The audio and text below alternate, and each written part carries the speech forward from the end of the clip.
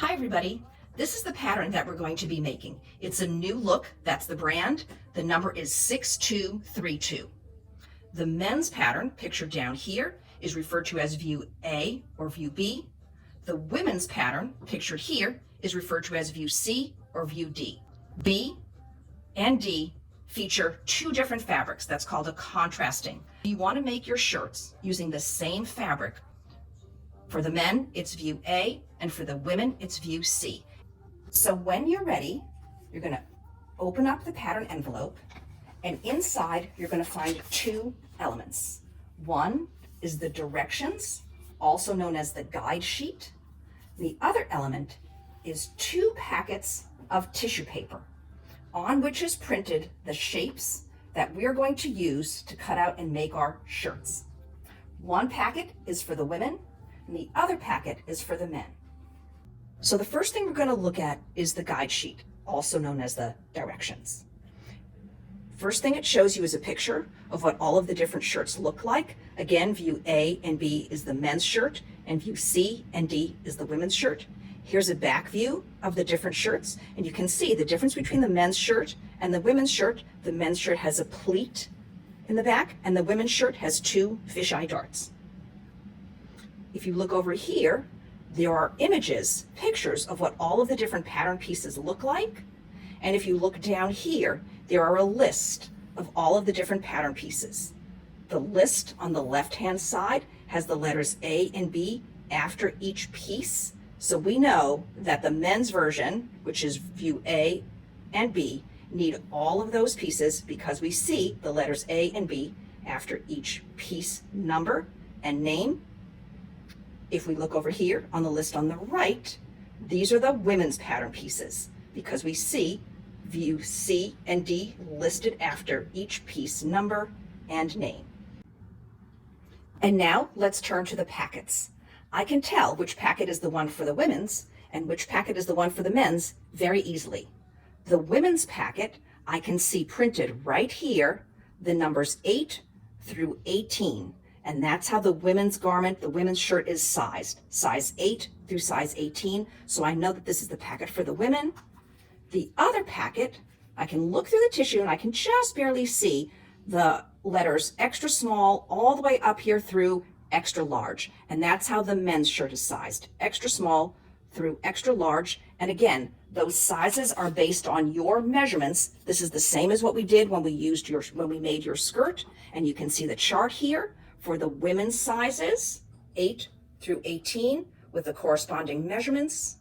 The men's sizes up here, extra small through extra large, based on measurements. The men's shirt is based on chest and hip size. The women's shirt, just focus on your bust and your waist size. The hip isn't so necessary because the shirt doesn't really go much past your hip.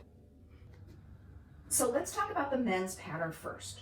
When you open up the tissue, you'll see that the men's pattern is two separate pages. There's one page over there, and here's another page over here. You need all of the pieces on both of these pages except for pieces number 3. You'll see there's a variety of pieces that are marked 3. They correspond to different sizes. It is the front band of the shirt. We are going to do it slightly differently than the pattern, just in terms of clarity and to save a little bit of time. So again, the men need piece number 1, 2, 4, 5, 6, 7, 8, 9, and 10. What you will do is you're just going to separate out all the pieces. So you're going to cut around the outside of the piece. Don't worry about cutting on your size line just yet. We will have to do that when we pin it down to the fabric. So we'll save some time just by separating out the pieces we need from the pieces that we don't need. And I'll show you what that looks like in just a minute. So let's move on now to the women's shirt. You see, the women's shirt is only one piece of tissue, whereas the men's shirt had two different pieces of tissue. The women need piece 11 through 20, and same with the men. We are not going to use the piece that corresponds to the front band, and that's these pieces over here, pieces number 13. So we don't need those pieces. Women need piece 11, 12, 14, 15. There are two different pieces. Piece number 16, if you see up here in the upper left-hand corner, there's two different pieces for piece number 16. Read the writing on those pieces and you will see that they are for different sizes. Choose which size you are sewing and cut out that piece. You also need piece 17, 18, 19, and 20. And again, like we did with the skirts, you're just going to separate out those pieces. Don't worry about cutting on your size line just yet. We will do that later when we are cutting out your pieces after they've already been pinned to the fabric.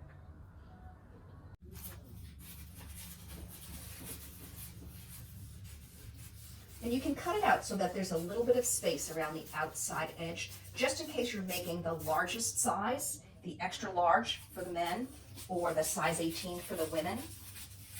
Because remember, we have to color in the notches. And this is just what we did, same thing when we made our skirts. So I'm going around the outside edge, I'm leaving just a little bit of space around the outside edge for all of these pieces.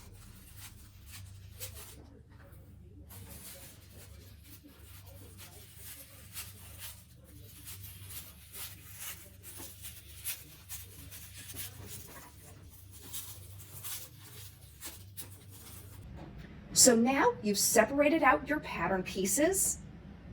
Again, for the men, you're using piece number 1 through 10, excluding piece number 3. And for the women, you're using piece 11 through 20, excluding piece number 13. The next step is to trace along your size line so that when you're cutting out your pattern, you don't make any mistakes. So let's look over here to where the sizes are indicated using different designs of cutting lines. Size number 8 is going to cut on this very little dotted line. Size number 10 is going to cut on the dash line. Size number 12 is going to cut on the dot dash line. Size number 14 uses the longer dash lines.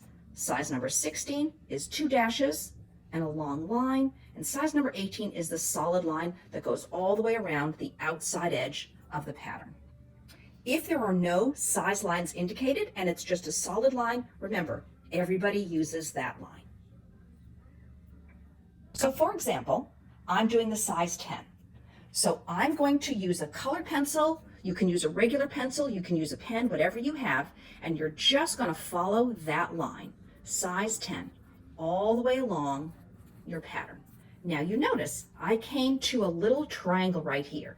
That triangle is called a notch. Same as when we made the skirt, we're going to color in the triangle and then we're going to push it out and turn it into a diamond. The reason we have notches is so that we can line them up with a corresponding pattern piece as we are pinning them together so that we can make sure that these sections of the garment line up correctly when we are sewing them. It gets a little tricky right here. This is the neck area. So my secret is to kind of look down here where you see that the lines are not quite so confusing there. And now I'm going to go back. Remember, size 10 is the shorter dashes. So I'm going to color along the 10. It's a little scary right here, but I think my 10 joins up right there again. I'm just looking for my design, the dashes. And then over here, I can see it. And now I can see where it reconnects. Okay, so it's a little bit tricky. This is probably the most problematic part of the whole shirt. So that's why I wanted to show you this. This is the part where you might have a little bit of trouble. So just go nice and slow. Okay, so again, there's my dashes. I kind of lose track of what happens over here. So they all kind of blend in here. And then here, I see my dashes right here. So I'm connecting with that. And then, oh, I'm just going to skip up to here to see where my size 10 is there. And then I think I can fill that gap in. So remember what we did before? We're going to color in the triangle, push it out, turn it into a diamond, color in the triangle, push it out, and turn it into a diamond. And then again, same thing. Remember, as I come along here, I see my notch. What am I going to do? Color it in, and then the next step, push it out, and turn it into a diamond. So you'll go along, all the way along the outside edge of your pattern piece. Now, another thing that you're going to come across is you're going to come across these little circles. The circles will always have a size right next to it. Do not be confused. Just make sure that you color in the circle that corresponds to your size. Some of them might go into the cutting lines. Try not to be too confused. Try to just focus on the circle that is next to your size. These are internal marks. Again, there's another one down here. So this is not the same as your cutting lines. The circles will always have your size next to it, and the cutting line will always have your design. The design never changes. Once you're on a size 10, you're on a size 10 all the way around. Now, when we get down to the bottom edge of this piece, this is the yoke piece, we're going to see that the triangles are double. So remember what we did before. We're going to color in the triangle, push it out, turn it into a diamond. Because this might be a little hard to cut, I'm going to make a bridge along the bottom edge of this double notch here, so that when I'm cutting, when I've got my scissors in my hand and I get to this point, I can go out, across, and then back up, and then continue cutting along the solid line, because everybody uses the solid line if there are no other size lines indicated. So when you finish with this step, all of your pattern pieces should look like this. You should have traced around your size line, color in the notches, turning the little triangles into diamonds.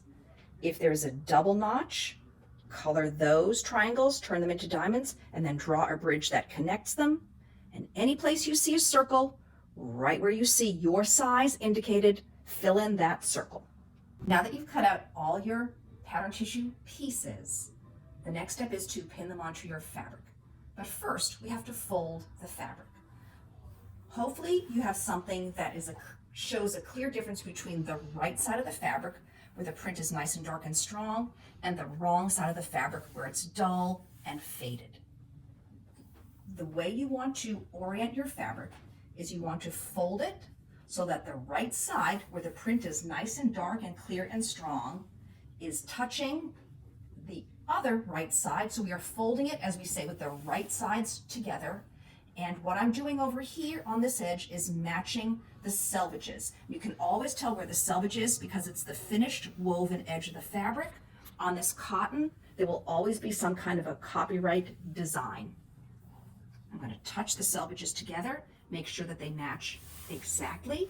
And you want to lay it out so that the fold over here is facing you. You can see my hands are right here. I'm looking at the fabric like this, so that what I'm going to see in front of me is a long, relatively skinny length of fabric with the edges, selvage edges, matched exactly along the lengthwise grain. And then these other edges, the shorter sides here, are the crosswise grain. The edges are more frayed. That's how you can always tell where the crosswise grain is because I can kind of pull threads coming from this side, or I can't pull any threads coming from that side.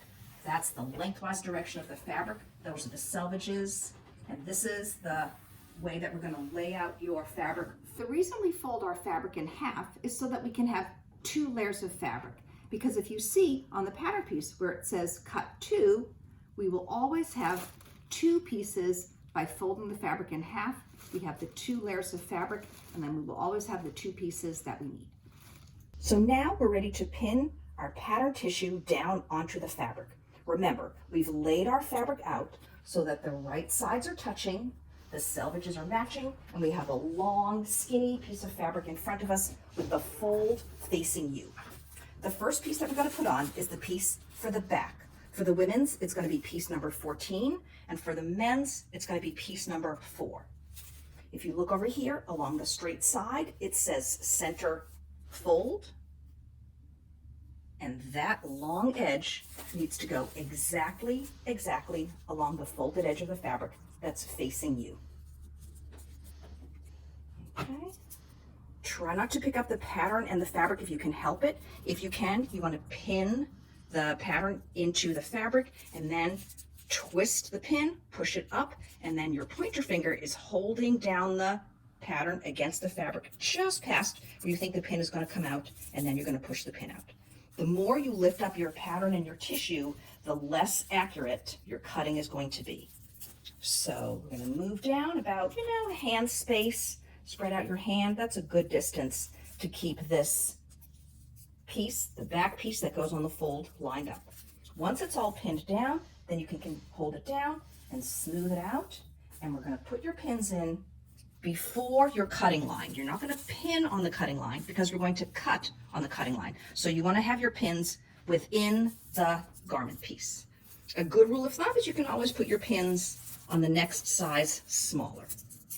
Okay, so in, pick up the fabric and the pattern, push the pin back out. A few more along this bottom edge here. So we're holding it and smoothing it, and then we can move up here. Always want to try to put a pin where the notches are, because those are a little bit tricky to cut out. So I've got my double notch with my bridge there, and then same thing up here, double notch with the bridge right there. The corners are also a little bit tricky, so I always try to have a pin where the intersection, where those two lines meet up. Okay, and then maybe another pin right there. So this is a good amount of pins to have on this piece. And again, this is the back piece. For the women, it's piece number 14. For the men, it's piece number 4. And that straight edge goes exactly along the fold. So now it's time to pin all your other pattern pieces down. Again, remember, just piece number 4 for the men and piece number 14 for the women, the back pieces need to be on the fold. All the other pieces you see will have a line printed along them, which, as you remember, is the grain line. So those lines always have to be parallel either to the fold or to the selvage, whichever is easier for you to measure.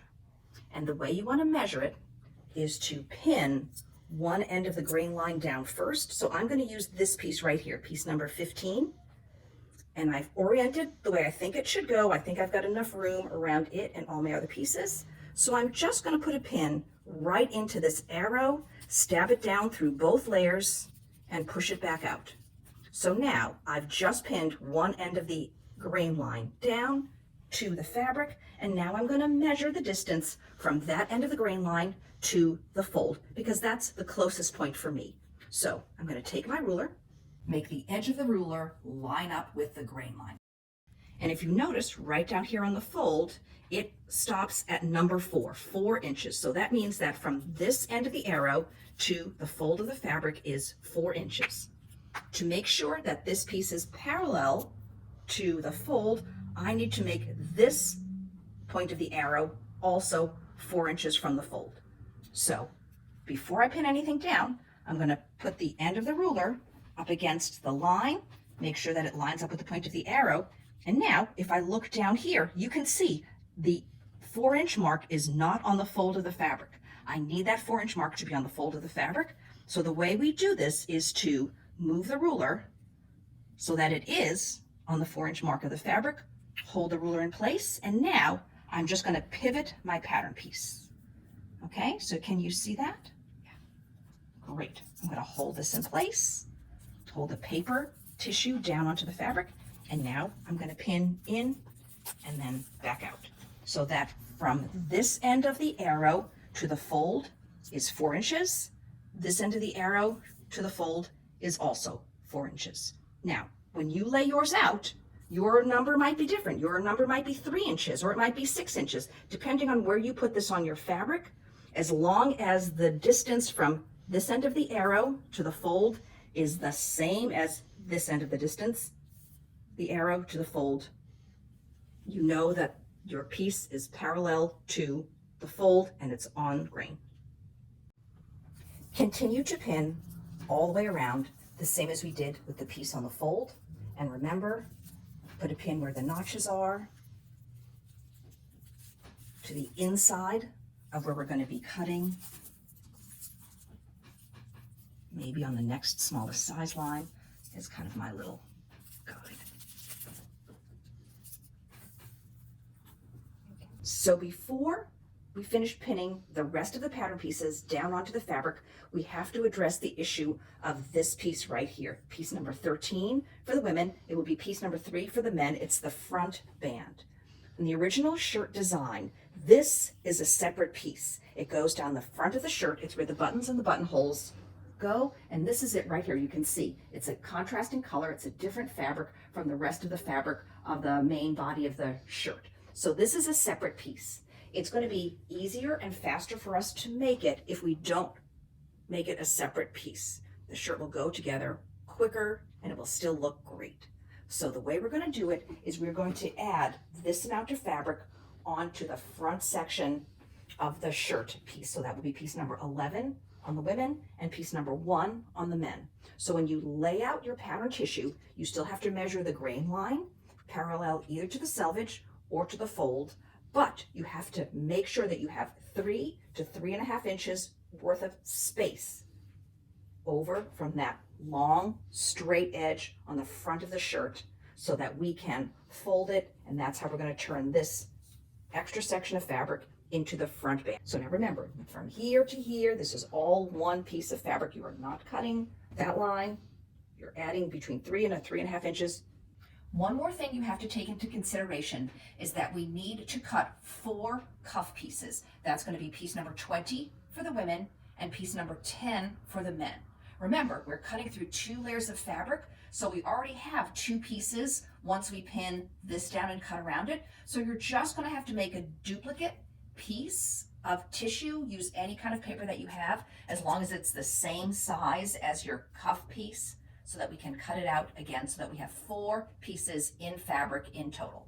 So now you can continue to lay out your pattern pieces onto your fabric.